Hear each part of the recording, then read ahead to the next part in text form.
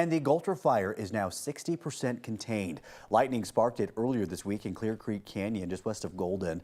It's now burned 204 acres. The fire is not threatening any homes or buildings, so the sheriff's office does not anticipate issuing any evacuation orders. But Highway 6 in Clear Creek Canyon is still closed as of this morning. The sheriff's office is hoping it will reopen by this afternoon.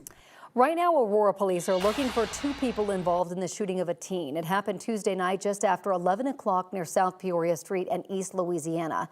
A 17-year-old said someone shot him while driving. He told officers that 2 people on a motorcycle appeared to be following him and that one of them shot him. He was taken to the hospital with serious injuries. More than a year after a road rage shooting ended the lives of 2 men on I-25, the Denver DA's office will drop the final charge against the shooter, saying that there is a clear argument for self-defense. This all started in June of last year. Investigators said that Blake and Damon Lucas cut off Stefan Long on I-25 near 6th Avenue, and when he pulled over, the men attacked him. Long told 9 News previously that he was scared for his life and could not get away, so he shot the men and drove off. Throughout the investigation, he has claimed self-defense, and this week the DA's office announced they're dropping a second murder charge against him.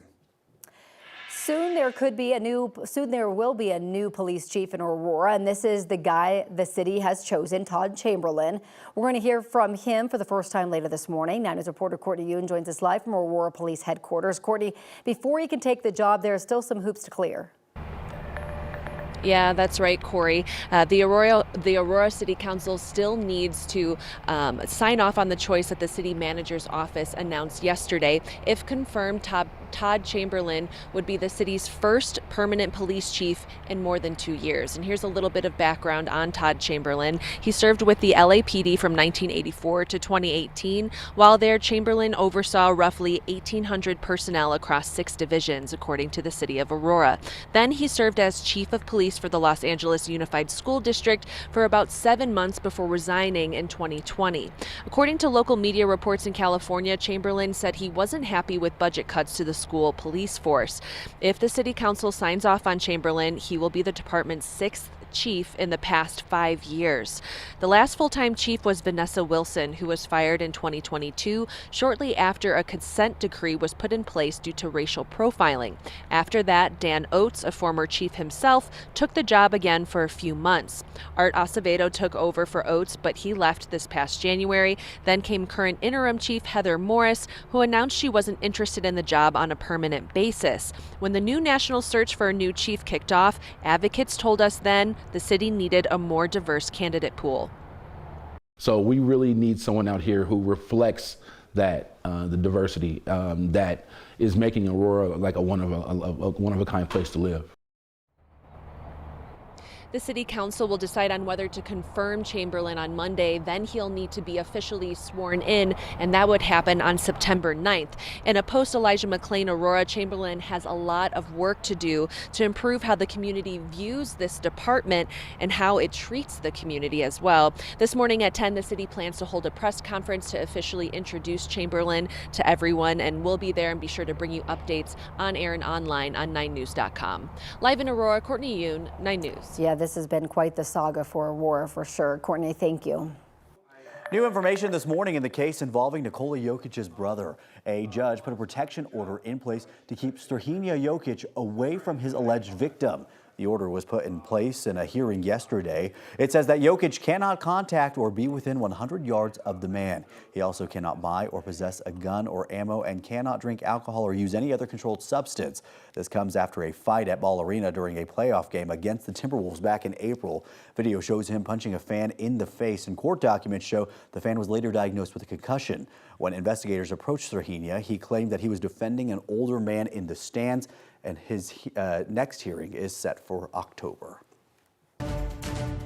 Today, the nation's Democrats will wrap up their convention, culminating with the visit from their presidential nominee, Kamala Harris. But last night, it was all about her pick for VP. Tim Walz took the stage in Chicago to close out the 3rd night of the DNC. 9 News anchor Kyle Clark is in Chicago with more. You really see how Minnesota Governor Tim Walz went from being a relatively low-profile figure in the Democratic Party to one of its brightest stars in just a matter of weeks. And it's because he refuses to cede ground currently claimed by Republicans on family, on freedom, patriotism, even gun rights. But the moment that so many Americans will be talking about came when Walz was criticizing some Republicans who want to limit access to certain types of fertility treatments. Spoke about his family's own infertility struggles. And then the crowd watched as the Walz family was overcome with emotion. And when our daughter was born, we named her Hope. Hope, Gus, and Gwen, you are my entire world, and I love you. The reaction of Gus Walz, who is neurodivergent, was shown on the in-arena monitors here. It was a rare crowd shot during a high-profile speech, and when the crowd saw what all of you watching at home saw, the place erupted with cheers. So Governor Walz has a progressive record as a governor in Minnesota, but he also really leans into his rural roots, his decades of National Guard service, and his familiarity with gun culture, reframing Republican arguments about guns and freedom. Your kids' freedom to go to school without worrying about being shot dead in the hall. Look, I know guns. I'm a veteran. I'm a hunter, and I was a better shot than most Republicans in Congress, and I got the trophies to prove it. But I'm also a dad. I believe in the Second Amendment, but I also believe our first responsibility is to keep our kids safe. The only Coloradan that we knew would speak was Democratic Governor Jared Polis, who spoke early on Wednesday. And let's talk about Project 2025. So each night, Democrats have a speaker use this enormous prop copy of Project 2025, the ultra-conservative blueprint for remaking the federal government. Polis criticized portions of that document that would limit abortion access, that would define families as one woman and one man. Democrats are really trying to tie Trump to that document created by Trump advisors and allies for the Heritage Foundation. I asked Polis about that strategy.